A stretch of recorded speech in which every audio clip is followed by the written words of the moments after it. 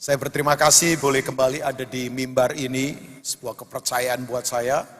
Thank you Pastor Aswin dengan semua pengurus yang ada. Ini sebuah kepercayaan yang Tuhan beri buat saya. Nah, yang aneh begini Bapak Ibu, masuk tahun 2020, saya tidak reaktif, tapi ada beberapa kejadian yang memang cukup unik ya.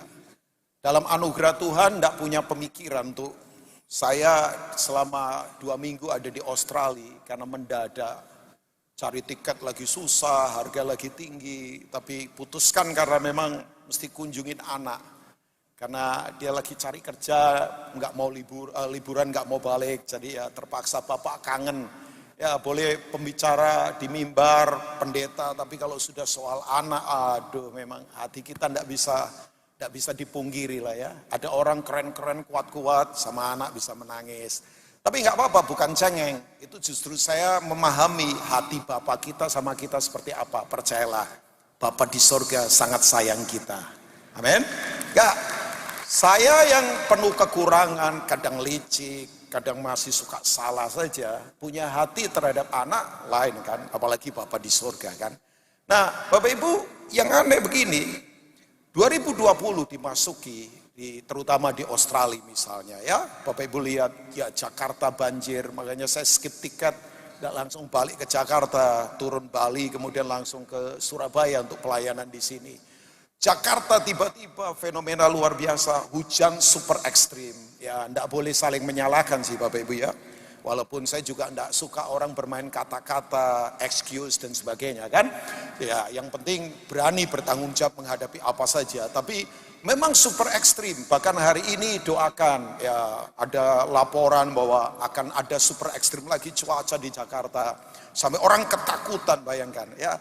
Orang baca berita batalkan tiket penerbangan bayangkan. Bahkan ada seorang penulis yang biasa kupas tentang politik tiba-tiba ngomong soal penerbangan, kalau boleh cancel lah jadwal-jadwal ya, walaupun tiket mungkin bonus, tiket murah ya, fix day, tiket yang dibeli sudah sekian bulan yang lalu, tolong dipikirkan ulang untuk perjalanan. Bayangkan itu mengintimidasi banyak orang sampai orang pada ketakutan. Beberapa orang telepon saya berkata, benar gak Pak Rubin ini ada bencana megatrust di depan mata kita? Saya nggak tahu. Ya masa pendeta harus tahu semuanya? Saya kadang nggak tahu apa-apa Bapak Ibu. Saya kadang blow on nggak ngerti apa-apa. Tapi saya tahu satu hal, apapun yang terjadi, Tuhan tidak pernah tinggalkan kita. Amin Bapak Ibu. Nah, dan yang luar biasa begini, baru pertama kali dalam sejarah Australia, negara yang disebut negara maju, bayangkan, bushfire sekarang susah ditangani. Semua state kena. Saya ada di Melbourne, bayangkan satu titik kita menikmati sesuatu yang saya baru nikmati hari itu. Suhu 43 derajat, ya, panasnya luar biasa. Langit tiba-tiba kayak merah padam begitu Bapak Ibu. Waduh, itu orang yang sesak nafas, mati tiba-tiba bayangkan. Itu terjadi banyaknya luar biasa ya, puluhan orang mungkin. Sampai kemudian yang tadi saya katakan di ibadah pertama, Prime Ministernya Scott Morrison lagi ada di Hawaii untuk liburan. Ya, saya dengar juga dengan satu pendeta juga, mereka bersahabat namanya Brian Houston juga, dari Hillsong. Harus cepat-cepat pulang, mesti persingkat liburan. Itu hanya dia untuk berlibur, karena memang jangan disalahkan itu memang dia punya agenda sudah untuk liburan kan, akhir tahun begitu. Semua berubah begitu luar biasa. Ya, itu secara fisik, tapi begini, secara gereja juga. Gereja lagi digoncang di mana-mana. Ya, mimbar sekarang lagi dikoncang, ya kan? Orang berkata begini, nggak mungkin.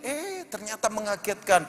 Ada berita macam-macam lah, berita yang kemudian sedang menggoncangkan. Saya bilang sama jemaat, yuk jangan saling menghakimi, jangan. Kadang-kala begini kan, yang nggak fair begini. Kamu nggak pernah doa untuk orang tertentu yang lagi ngalami masalah. Begitu ada apa-apa, kamu tuding, kamu kemudian hakimi. Sementara berdoa saja buat dia, buat keluarganya, buat siapapun yang lagi masalah. Tidak pernah berdoa. Sementara ketika masalah timbul, orang tuding kiri kanan. Saya beritahu, ini waktunya kita sebagai umat percaya jangan saling menyalahkan. Ini waktunya praktek kasih tanpa syarat. Sebab tiap orang punya kekurangan, saya tahu. Ya, setiap orang punya weakness, punya kelemahan dalam kehidupan. Tapi saya tahu begini, kegoncangan tujuannya untuk apa sih sebetulnya? Ya kan? Ini masa kegoncangan, masa di mana shaking terjadi, Bapak Ibu. Saya nggak tahu sementara saya lagi sharing ini, ada yang lagi digoncang sekarang. Ya, kesehatannya lagi digoncang. Saya turun di Indonesia, keponakan telepon karena istrinya mesti biopsi. Karena kecenderungannya ada hal tertentu yang perlu diobservasi. Suaminya kemudian kebingungan, call ke istri saya dan berkata, gimana ini? Gak kenapa-kenapa awalnya, sehat banget, anak masih kecil-kecil. Tapi saya menyadari begini, jangan merasa begini, oh ini orang-orang ini pasti kuat. Belum tentu Bapak Ibu. Semua lagi di shaking, lagi digoncang. Tapi berita baik buat Bapak Ibu semua.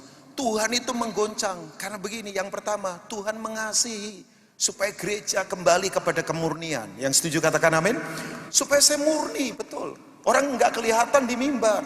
Orang nggak tahu saya ini murni atau tidak. Makanya perlu digoncang supaya kita kembali kepada rancangan semula. Dan saya tahu begini, Tuhan kalau menggoncang, karena Tuhan sayang gereja, mending dibuka dari awal sebelum dia datang, supaya gereja dimurnikan. Amin. Yang berikutnya apa? Gereja sedang diperbarui karena Tuhan sayang gerejanya. Gereja itu ada karena Tuhan sudah mati buat gereja. Yang membangun gereja, maaf, bukan manusia. Organisasi gereja yang membangun manusia. Tapi yang namanya gereja, ya kan? Gereja itu yang membangun, bukan manusia. Ya, yang membangun adalah Tuhan sendiri kan. I will build my church. Dia berkata, aku akan membangun eklesia, ekalio, the governmental assembly of the city, pemerintahan Allah yang ada di kota dan bangsa. Saudara, gereja, Tuhan yang membangun. Jadi saya yakin Tuhan sedang memperbarui gerejanya, karena gereja akan menjadi teladan buat banyak orang di luar sana yang belum kenal Tuhan. Amin Bapak Ibu. Oke, nah saya coba akan bukakan, ya mungkin ini pesan profetik buat jemaat di Betani Nginden ini, saya nggak tahu. Tapi ini yang saya perenungkan baik-baik. Coba kita lihat kitab Ibrani pasal yang ke-12. Coba lihat mulai ayat yang ke-25 sampai ayat 29. Terus nanti lanjut ke Ibrani 13 ayat yang pertama. Nah Bapak Ibu kalau membaca Alkitab, sebenarnya di Alkitab itu nggak ada perikop. Nggak ada, karena Alkitab itu surat. Ya. Jadi yang bikin perikop itu ya LAI. Oh pasal 1, pasal 2. Tadinya itu kan surat kan. Dari awal sampai akhir surat. Penulis kitab Ibrani masih banyak terjadi perdebatan. Ada yang berkata itu Paulus. Ada yang berkata ini anak-anak rohaninya. Karena tipikalnya tulisan sama kayak Paulus. Dan saya tidak mau terjebak di situ. Karena masih terjadi perdebatan yang nulis Ibrani ini siapa ini. Ya, nah Bapak Ibu begini, surat ini dari awal sampai ujungnya selesai kan, tapi dibikin perikop kan sama LAI, ya tujuannya supaya kita mempermudah karena jadi buku begitu ya. Tapi ini kan surat, makanya saya sambung ke pasal 13 karena itu masih terkoneksi sebetulnya ya. Nah kita coba lihat ayat 25 dari Ibrani pasal yang ke-12.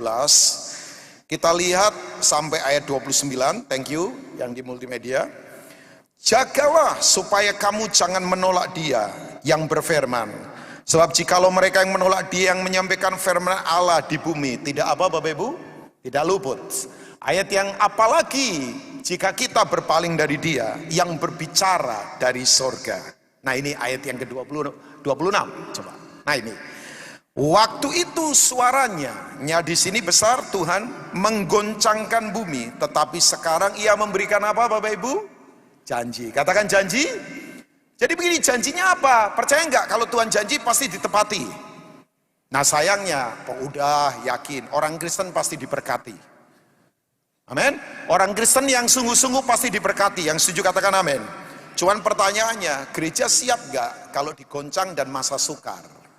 Gereja itu siapnya diberkati saja. Tapi kalau sukar nggak siap. Padahal ini janji. Janji itu pasti ditepati. Tuhan tidak pernah berbohong. Yang setuju katakan amin. Tuhan kalau janji pasti ditepati. Dan berita baik buat saudara, kalau janji itu ditepati, pasti ada kemampuan dari Tuhan untuk kita menghadapi janji itu. Amin. Nah ini dia. Waktu itu suaranya menggoncangkan bumi, tetapi sekarang Ia memberikan janji. Satu kali lagi aku akan menggoncangkan bukan hanya bumi saja, melainkan langit juga. Jadi begini, gak cuman yang fisik-fisik, yang dunia yang digoncang. Alam bencana, termasuk mimbar sedang digoncang. Pendeta-pendeta lagi digoncang. Institusi gereja lagi digoncang. Ada orang lihat, kelihatannya baik ya, ternyata digoncang. Kelihatannya kuat ya, keren-keren di luar, ternyata lagi digoncang. Ya, dan begini, Yuk jangan saling menyalahkan. Saya tidak mau banyak berkomentar. Saya tidak mau menyalahkan siapapun. Ya itu yang tadi saya katakan. Jarang doain orang tertentu, begitu ada masalah, nyalain orang. Nggak fair kan? Yuk doakan hamba-hamba Tuhan.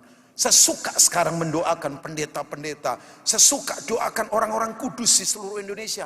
Karena saya tahu kegoncangannya nggak gampang Bapak Ibu. Nggak gampang banget ya. Nah ayat yang berikutnya berkata begini. Coba lihat ayat 27. Ini yang Alkitab katakan. Ungkapan satu kali lagi menunjuk kepada perubahan pada apa yang dapat digoncangkan. Jadi semua yang tergoncang pasti akan digoncangkan. Pasti semua yang digoncangkan ya, yang bisa tergoncangkan pasti akan tergoncang. Karena ia dijadikan supaya tinggal tetap apa yang tidak tergoncangkan. Ayat yang berikutnya, baca sama-sama boleh jemaat yang diberkati Tuhan 2-3. Jadi karena kita menerima apa? Kerajaan yang tidak tergoncangkan. Marilah kita mengucap syukur dan beribadah kepada Allah menurut cara yang berkenan kepadanya dengan apa? Hormat dan takut. Muncul kata sebomai. Sebomai itu penyembahan yang tidak hanya intim, tapi tahu siapa dia. Saya nanti akan coba bahas sedikit ya. Nah ayat yang berikutnya, ayat yang ke-29 dikatakan begini. Sebab Allah kita adalah api yang menghanguskan. Makanya saudara jangan main-main sama Tuhan. Tuhan itu memang baik. Dia baik, yang setuju katakan amin. Tapi dia juga Allah yang adil. Dia tidak main-main Bapak Ibu. Dia Tuhan covenant. Jangan mengingkari perjanjian. Jangan kemudian begini ke gereja tapi pulang nipu juga, pulang kemudian begini kotor juga hidupnya. Jangan main-main sama Tuhan. Gak perlu takut sama setan. Setan sudah dikalahkan. Hormatlah akan Tuhan.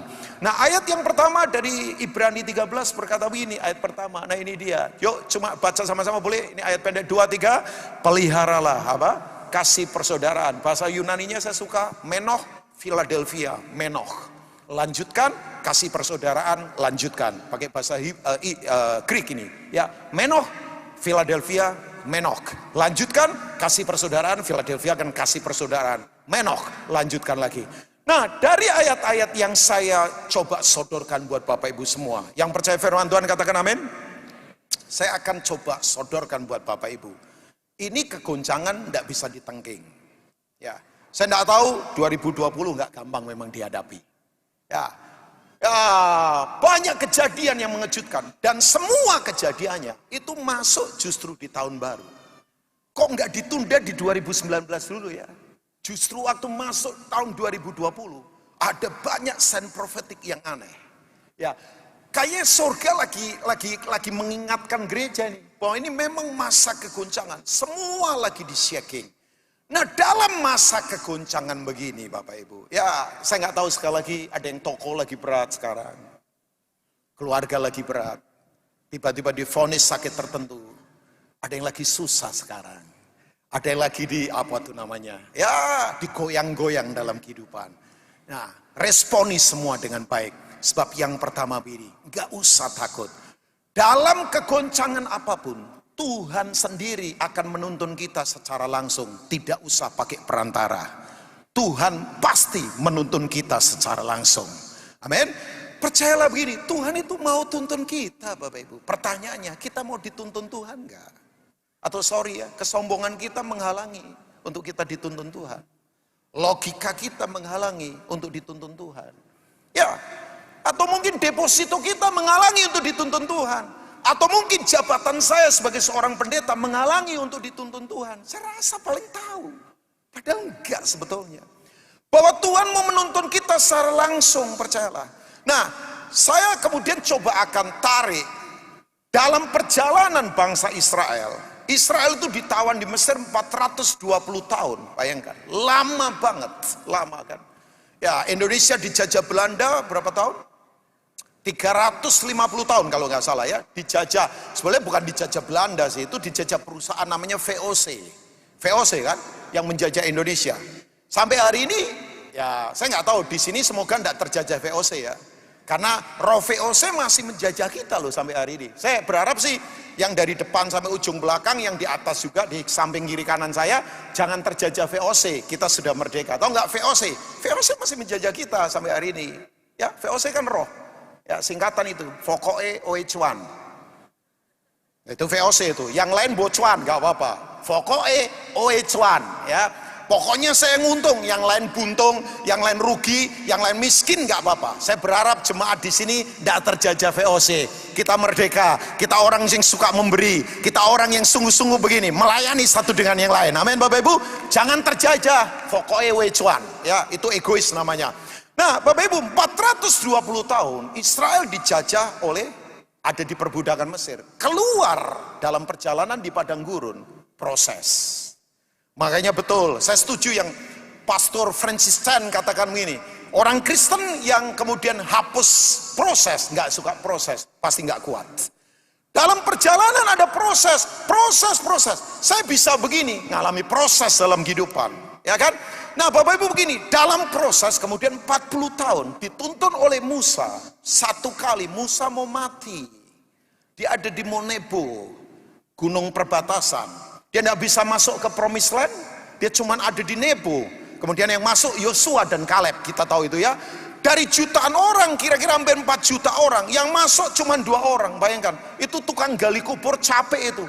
Tiap hari kubur ribuan mayat, karena mereka memberontak. Mereka tidak mau begini, mereka tidak mau dituntun Tuhan, keegoisan memberontak. Makanya betul, orang kalau mentalitasnya tidak mau dituntun Tuhan, selalu memberontak. Begitu ditekan, ingat Mesir. Begitu ditekan, langsung lari ke Mesir. Gak pernah mau hidup dalam proses yang Tuhan berikan. Bapak Ibu begini, begitu kemudian 40 tahun mereka diproses, Musa itu mau mati, nyanyi yang disebut dengan The Song of Moses. Coba kita lihat Ulangan pasal 32 Bapak Ibu ya. Coba kita lihat. Ini tuntunan Tuhan dalam goncangan. Tuhan itu cara menuntunnya begini ternyata. Oh, saya baru ngeh ternyata ya. Bahwa Tuhan cara menuntunnya tidak seperti yang kita pikirkan. Makanya betul, jangan jadi Kristen yang begini. Ya, selalu berpikirnya apa yang saya mau harus saya dapatkan. Ada tuntunan Tuhan yang aneh di tengah kegoncangan. Tapi saya yakin sekali lagi Tuhan mengasihi kita. Percaya nggak Tuhan bisa memberkati kita? Yang setuju katakan amin. Tapi gini, Tuhan lebih suka membentuk karakter kita daripada soal diberkati. Oh, Tuhan pasti memberkati kita. Kan tadi saya katakan, orang benar tidak mungkin terlunta-lunta. Daud berkata begini, aku tidak pernah lihat dari muda sampai tua anak cucu orang benar jadi pengemis. Anak cucu orang benar tidak terlunta-lunta. Anak cucu orang benar tidak akan meminjam, tapi akan memberi pinjaman. Oh ya. Saya orang yang tidak suka berharap sama manusia. Sorry, apalagi jilat orang. Tidak ada di kamus saya. Jangan suka jilat orang, asin rasanya. Tapi begini, hidup benar, Tuhan pasti pelihara. Cuman pertanyaannya, siap nggak kalau digoncang? Orang maunya enak terus sih. Maaf yang datang hari ini ke gereja, pengennya enak terus. Nanti begitu digoncang kaget Bapak Ibu. Sekali lagi saya tekankan, Tuhan pasti berkati kita. Tapi siap nggak kita mengalami proses dalam kehidupan? Goncangan akan ada semakin besar.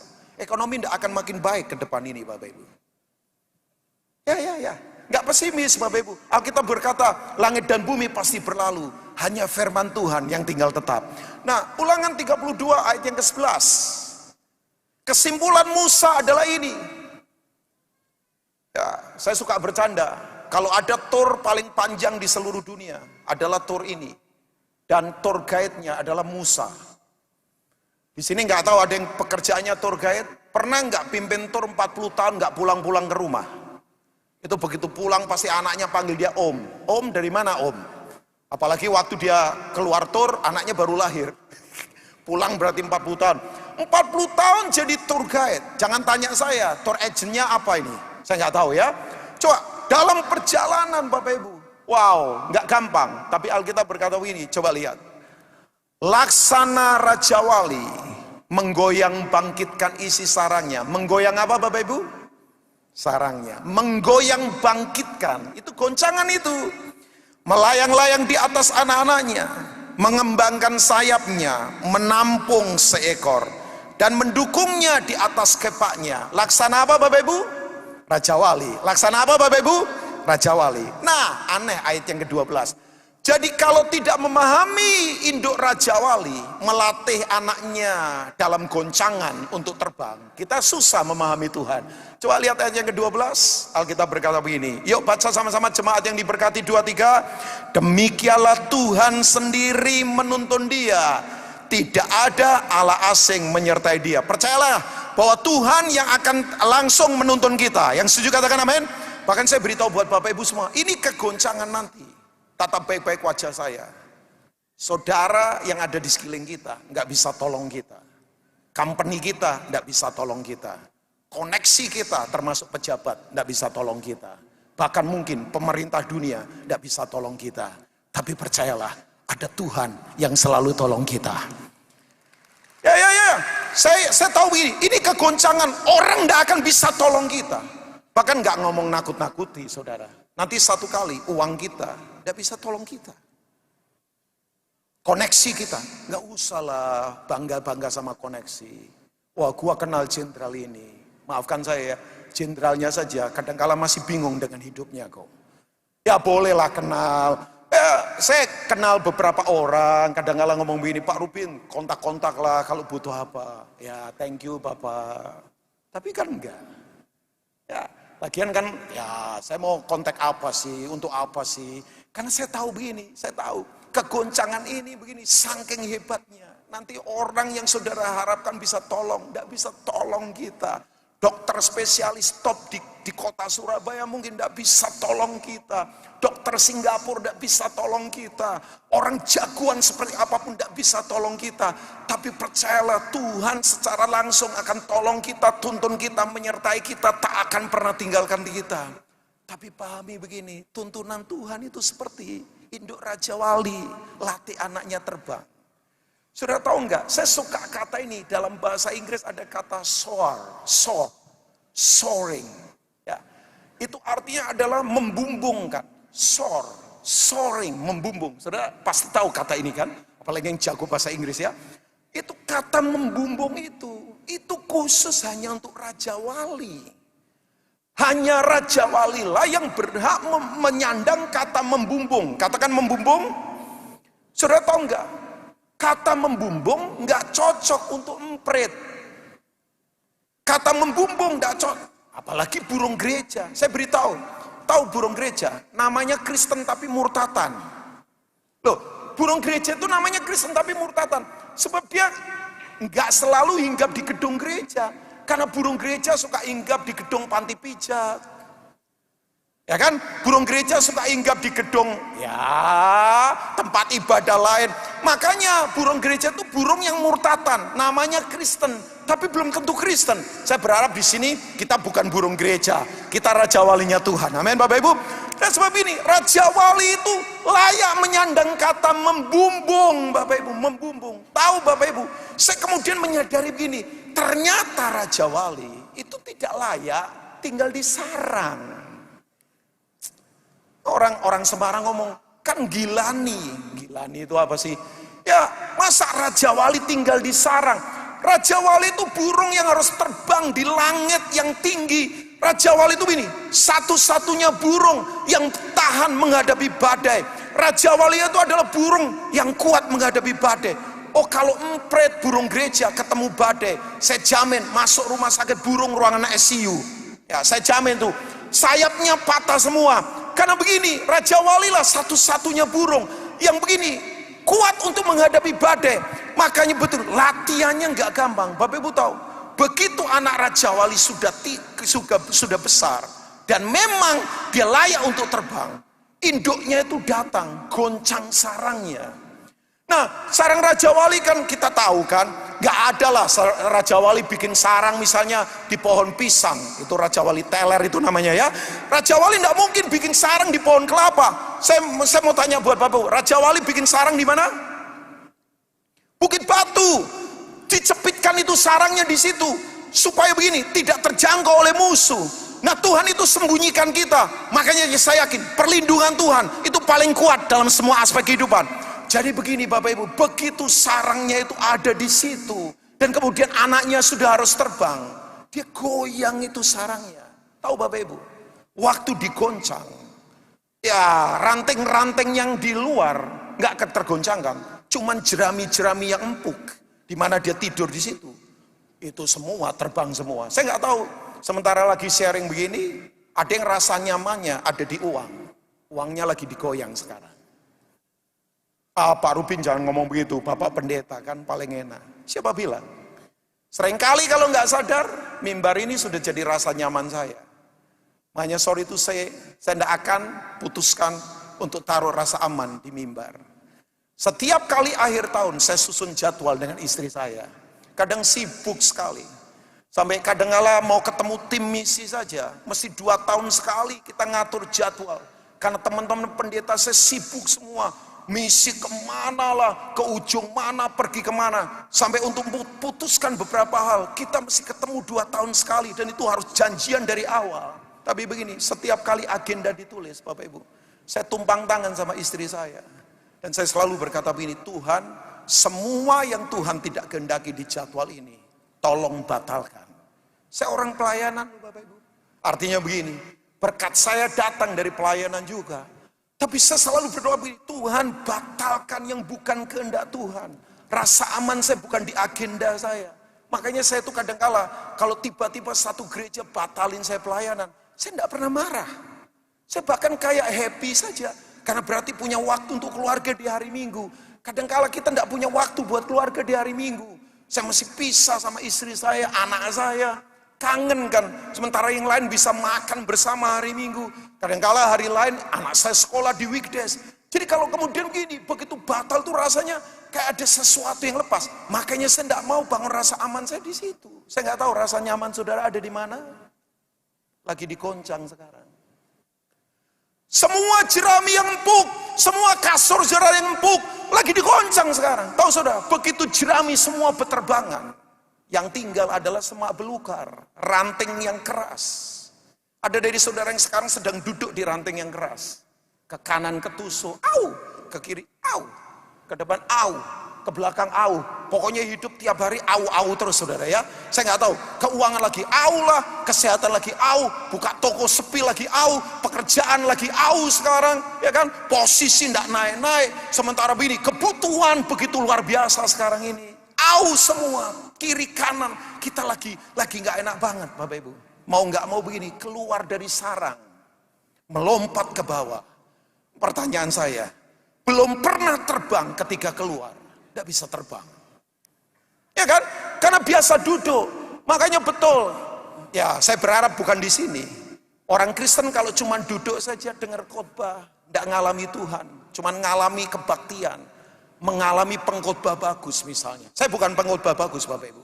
Saya nggak bagus khotbah saya. Ya, khotbahnya ya begini saja sudah. Ya, ada banyak pengajar bagus-bagus. Tapi begini nggak apa-apa. Tapi kalau cuma ngalami khotbah, pendeta itu khotbahnya bagus ya. Ibadah di GSKI, Jemaat Betani Nginden bagus ya. Tadi musik bagus banget, nyanyinya bagus banget itu ya. Ada breakdown, apa tadi ya? Kayak di Texas itu lagu, coba bayangkan. Sampai saya tadi pagi ngomong sama Pastor Henry, ini kayak ibadah di Dallas, coba bayangkan. Lagu-lagu ballad, lagu-lagu apa sih namanya tadi? Lagu-lagu lama kan? Lagu-lagu asik banget. Tapi begini, kalau cuman sekedar ngalami acara kebaktian, ngalami pengkhotbah bagus, ngalami acara bagus, ngalami fasilitas bagus, duduk-duduk saja, sudah rasa nyaman. Nggak kuat. Sorry ya, hidup real Bapak Ibu. Sementara saya lagi sharing ini ada anak yang kena kanker. Saya lagi sharing ini lagi berat dalam kehidupan. Ada yang lagi teriak karena ditinggal oleh keluarga. Ya, saya nggak tahu Bapak Ibu ya. Ya, semua ngalami proses, lagi digoyang. Makanya kalau Tuhan lagi goncang, sekali ini Tuhan tidak pernah jahat sama kita. Tuhan sangat baik buat kita, amin. Tuhan luar biasa. Tuhan secara langsung pasti tuntun kita. Tidak usah takut. Kalau ada orang meninggalkan kita, tidak perlu marah. Tuhan tidak pernah tinggalkan kita. Kalau ada orang kianati kita, tidak perlu kecewa. Tuhan tidak pernah kianati kita. Kalau ada orang tusuk kita dari belakang, percayalah, Tuhan tidak pernah lakukan itu. Cuman tujuan dikoncang apa Bapak Ibu? Jangan rasa begini, saya baik-baik Pak Rubin. Hari esok kita tidak tahu loh. Ada. Jangan ngomong ini, lancar-lancar usaha. Kita nggak tahu tahu semuanya. Saya duduk dengan satu orang di Melbourne. Bayangkan, dia ngomong sama saya, teman saya Pak Ruby, usaha hebat, punya company hebat di Australia. Orang luar punya company hebat di Australia, tidak gampang. Semuanya baik, tiba-tiba down semua, bang. Sekarang stres Bapak Ibu. Dan tahu saudara, kalau sudah miskin begitu, semua temannya yang kelihatannya baik, jauhi dia. Nah, saudara, kalau saya lihat ya, ada orang lagi susah ditinggal, lagi kaya orang datang. Aduh, saya berkata, ini bukan sahabat yang baik. Bapak Ibu begini, Bapak Ibu, begitu digoyang. Mau nggak mau jatuh itu anaknya ke bawah. Waktu jatuh, dia teriak-teriak kan. Teriak-teriak, tolong, tolong, tolong. Tahu Bapak Ibu, induknya ini yang saya suka. Induknya tutup, apa sih namanya, sayapnya. Begitu kemudian mau menyentuh batu, tinggal mati itu. Sekian detik saja, tiba-tiba yang saya suka. Itu induknya tutup sayapnya, lemparkan diri ke bawah. Saya baru tahu, Raja Wali melemparkan diri ke bawah tanpa pakai sayap. Langsung jatuh induk yang begitu besar. Kecepatannya saya baru tahu. 270 sampai 320 km per jam, bayangkan. Bang! Begitu anaknya mau menyentuh batu itu. Ada dari saudara yang sekarang lagi berat mungkin. Sudah air itu kayak sudah nyampe leher. Saya sekali lagi katakan sebagai hamba Tuhan, saya tidak mengada-ngada, saya ngalami. Tuhan tidak pernah tidak peduli sama kita. Dia melihat kita, bahkan dia tidak hanya melihat, dia pasti tolong kita. Sudah tahu begitu kemudian begini, anaknya mau jatuh, langsung sayapnya dikembangkan, saat anaknya ditampung, empuknya luar biasa. Anaknya langsung senang, haleluya, puji Tuhan. Ternyata ini bukan mama tiri, mama kandung ternyata ya. Sudah tahu, dibawa naik lagi ke atas. Kemudian begini, di atas, dilempar lagi, turun ke bawah lagi, bang, teriak-teriak lagi. Sampai kemudian beberapa kali itu terjadi di tengah kegoncangan. Tujuannya apa? Supaya semua potensinya keluar. Saya beritahu buat Bapak Ibu semua, berita di luar sana menakutkan. Banyak berita yang sekarang ini negatif. Tapi saya beritahu, di dalam diri kita ada kekuatan untuk mengatasi semua badai kehidupan. Makanya Raja Wali itu layak disebut dengan begini. Burung yang disebut dengan the storm rider. Penakluk badai. Saya baru tahu ternyata Bapak Ibu, bahwa Raja Wali itu terbang karena didorong badai. Jadi waktu ada badai, dia tidak pakai sayapnya. Dia didorong badai untuk terbang tinggi. Saya yakin 2020 memang akan ada banyak badai, akan ada banyak kegoncangan. Tapi gereja orang benar akan dibawa terbang tinggi, mengatasi semua keadaan. Untuk gereja jadi jawaban buat banyak orang. Yang percaya katakan amin. Jadi hari ini begini Bapak Ibu, yuk. Kalau Tuhan menggoncang, Tuhan lagi latih kita. Karena ada kekuatan yang tak terbatas yang Tuhan taruh di dalam diri kita.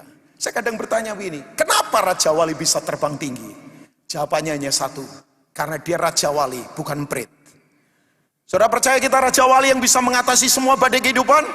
Sebab ini ada Tuhan bersama kita. Yang percaya katakan amin.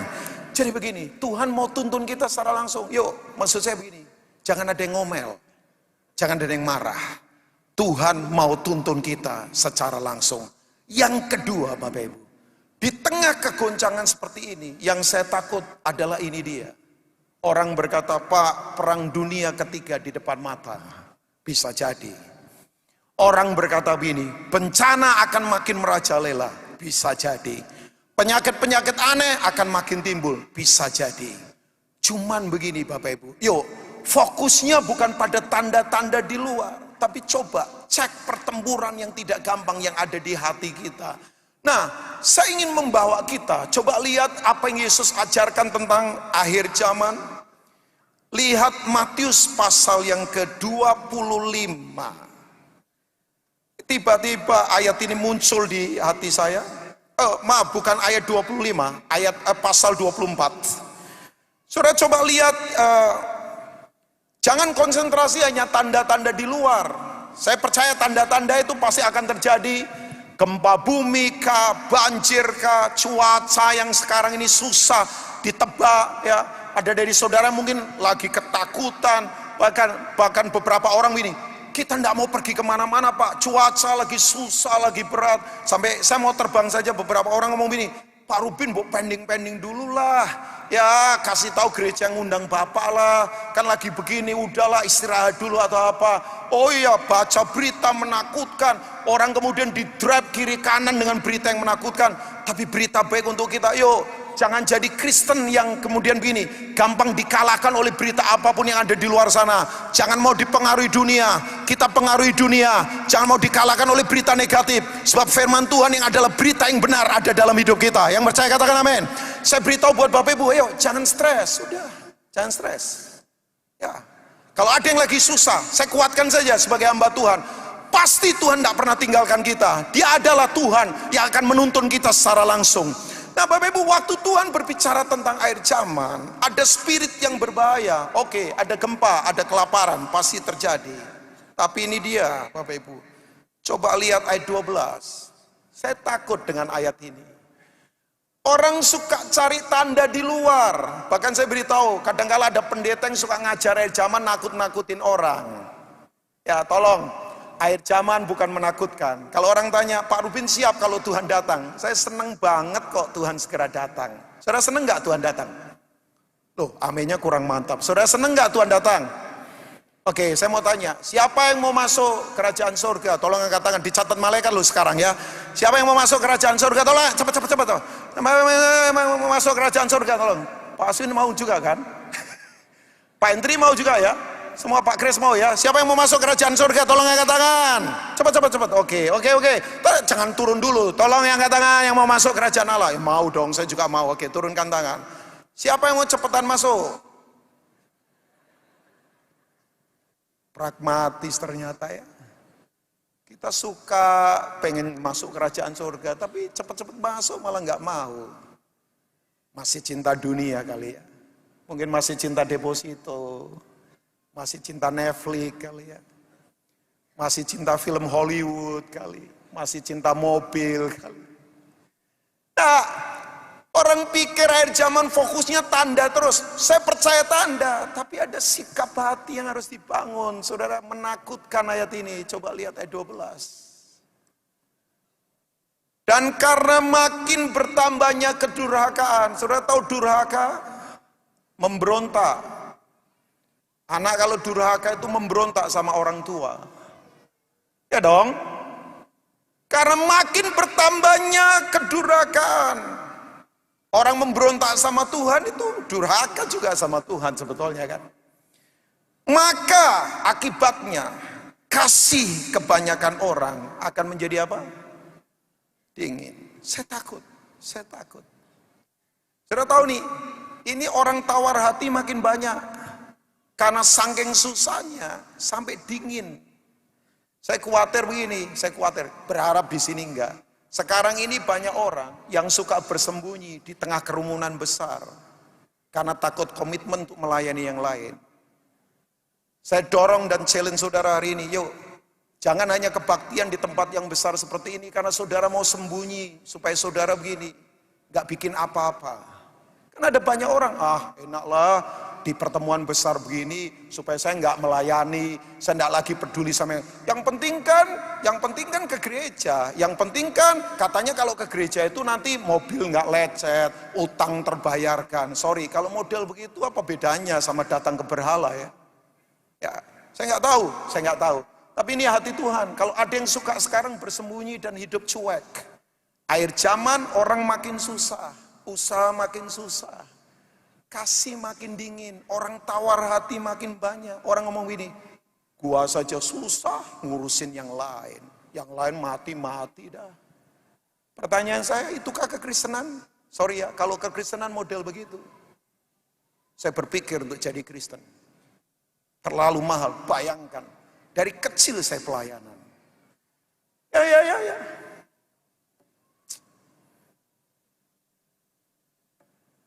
Saya melayani pertama kali di kota Semarang. Besok saya akan ke Semarang untuk kunjungin keluarga. Saya melayani di satu gereja. Tidur di atas begitu. Atapnya pendek. Gak terlalu tinggi. Saya saja nggak terlalu tinggi, kadang-kadang mau nyentuh atap. Panasnya minta ampun. Di daerah itu, perumahan dekat laut sana. Tempatnya Pak Petrus Agung punya gereja di sana, almarhum ya. Tanah Mas kalau sudah tahu ya, panas itu. Nyamuknya sih satu saja, temennya banyak Bapak Ibu. Nyamuknya satu saja, temennya ribuan. Tiap malam tidur, puak. Tiap pagi mesti bangun jam 4 karena pendetanya galak. Om Susit namanya dari Makassar. Kita kadang kalau bangun terlambat ditarik saya dari tempat tidur. Padahal konseling kadang-kadang malam tiap malam. Padahal saya di situ nggak digaji. Memang saya rela pelayanan saja. Karena memang setelah saya sekolah kuliah, saya dipanggil Tuhan untuk pelayanan. Dan saya memberikan diri saja. Tapi nggak apa-apa, saya nggak marah. Itu pembentukan buat saya. Makanya saya hari ini bisa begini, ini bukan karena gelar pendeta saya. Diproses. Dimaki, anak malas mau jadi pendeta.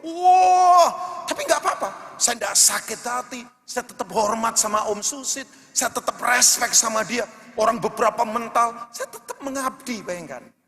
Sampai begini, makan kadang-kala, ya apa adanya saja. Kadang sama kerupuk, naik sepeda reot begitu. Di kota Semarang, satu kali putus rantainya. Ya putus gak apa-apa, putus di hadapan cewek-cewek 15 orang. Sampai mereka serentak rame-rame, putus nih ye. Itu hari itu sepeda berubah nasib, biasanya saya naikin, dia naik saya. Karena saya panggul, saya lari, malunya luar biasa. Karena waktu itu masih muda kan, masih rasa apa begitu ya. Tapi begini, saya duduk sekian bulan tanpa gaji. Sampai satu kali, ada satu orang biasa. Orang biasa banget. Ngomong begini, Rubin, pelayanan begini terus Rubin makan apa tiap bulan? Ya saya bilang makan nasi om. Masa makan kerikil? Kan nggak mungkin. Nggak pernah kan ada pendeta tiba-tiba mati, kemudian diotopsi di rumah sakit. Ternyata di dalam perutnya banyak kerikil. Kan nggak ada kan. Jadi saya ngomong, saya makan nasi om. Ya maksudnya begini, makannya sehat nggak? Ya saya nggak tahu. Kadang sama tukang-tukang bangunan. Ya orang-orang yang narik beca, yang kalau di warung sudah tahu gak, tisu nggak ada. Jadi selesai makan, sebelum bayar itu uang ribuan, uang 5 ribuan buat tisu dulu. Coba. Oh ya. Ya, saya cerita begini nggak bermaksud apa Bapak Ibu. Sampai orang ini ngomong begini, ya udah begini. Om tanggung kamu dong. Tolong diterima Rubin. Anak 2 dia. Posisi biasa. Hidup waktu itu masih biasa saja. Saya ngomong jangan om. Saya tipikal orang yang gak suka ngerepotin orang. Ya, yang kenal saya pasti tahu lah. Saya jarang kontak orang tertentu. Ya kemudian sedih-sedih supaya disupport. Enggak. Saya ngomong om jangan om. Enggak Rubin. Tuhan mau. Supaya saya lakukan ini. Bapak Ibu tahu. Begitu kemudian ya sudah. Tapi jangan terpaksa loh. Enggak. Dia kasih saya uang makan. Tapi saya ngomong gini om. Nanti kalau saya sudah mandiri. Saya nggak mau lagi terima. Puji Tuhan 3,5 bulan saya mandiri Bapak Ibu. Saya bisa menghasilkan untuk makan paling nggak buat diri saya. Stop Bapak Ibu. Nah Bapak Ibu tahu, orang ini kalau saya sebutkan Bapak Ibu nggak tahu. Karena bukan orang hebat, orang biasa. Oh sekarang dia hebat. Gudangnya dia banyak, rumah banyak, di Jakarta punya rumah. Besok pun saya akan datang dijemput dia. Saya sudah biasa pakai mobilnya dia. Puluhan tahun dia tahu saya. Kita selalu berhubungan. Saya rasa saya begini. Saya seperti mendapat kasih Tuhan dalam dirinya. Makanya betul dari situ Bapak Ibu. Apakah saya kemudian akan tutup mata lihat orang miskin? Gak mungkin. Saya gak mungkin gak melayani yang lain. Saya gak mungkin gak menyentuh yang lain. Saya gak mungkin gak memberkati yang lain. Teman saya ada yang sekolah di Australia 4 tahun Bapak Ibu. Orang biasa, tapi siapa sangka sekarang jadi pendeta yang kemana-mana, khotbah bahasa Inggris jago, netbooknya luar biasa. Saya tanya, kamu kuliah di Australia, kenapa bisa kuliah? Dia berkata, tahu nggak Rubin? Seorang ibu di New Zealand kumpulkan plastik bekas, dia jual per bulan $250 Australia. Dia support saya untuk sekolah selama 4 tahun. Dia doakan saya, bayangkan. Ini orang biasa, usia 65 tahun, pekerjaannya biasa, bukan orang kaya bayangkan. Kumpulkan botol plastik, dia jalan di tengah dingin. New Zealand, saya tadi ngobrol sama Pastor Aswin. New Zealand kalau lagi dingin, gak main-main. Dia pakai jaket seadanya, kumpulkan plastik. Kemudian begini, untuk biayai anak-anak. Dia doakan anak-anak yang dia biayai, pakai jadi hamba Tuhan luar biasa. Sampai beliau mati, teman saya tidak pernah ketemu orang ini. Makanya teman saya ngomong begini, masa kita ini nutup mata sama orang lain ya Rubin? Tidak mungkin. Saya beritahu buat Bapak Ibu semua, yuk. Masa sukar ini Bapak Ibu, berat memang. Nanti Bapak Ibu akan lihat, orang akan makin egois. Bahkan saya katakan, saya nggak tahu, tolong uji saja kata-kata saya. Nanti biar Pastor Chris uji, Pak Hendri uji mungkin, Pak Aswin uji, apa yang saya katakan ini benar atau tidak. Tapi begini, ini sekarang masa Bapak Ibu, orang yang jahat makin jahat, yang licik makin licik, yang ancur makin ancur. Tapi saya beritahu, yang benar makin benar, yang kudus makin kudus, yang suci makin suci. Gak ada kesempatan di tengah-tengah Bapak Ibu, gak bisa mainan di daerah netral. Orang akan makin yang kacau makin kacau, yang hancur makin hancur, yang suka nipu akan makin ke sana. Tapi percayalah, gereja yang benar akan makin benar, akan makin kudus, akan makin suci, akan makin takut akan Tuhan. Jadi begini, ayo Bapak Ibu, menok Philadelphia menok. Persekutuan kita tolong tulus. Jangan bersahabat karena mau cari untung. No. Maaf ya, saya respekin Pak Aswin, bukan soal jadwal. Sorry to say. Saya hormati beliau karena beliau hamba Tuhan. Saya respekin siapapun. Saya tidak mau ada motif-motif tersembunyi di balik semua persahabatan. Yuk, buktikan persekutuan kita akan membuktikan bahwa kita punya iman pada Yesus Kristus. Supaya dunia tahu, di gerejalah ada kasih, ada penerimaan, ada kerendahan hati, ada saling mengampuni, ada saling memberi. Tolong buktikan di dunia sana yang sekarang lagi egois, bahwa hanya gerejalah tempat di mana kasih yang tak terbatas dipraktekkan.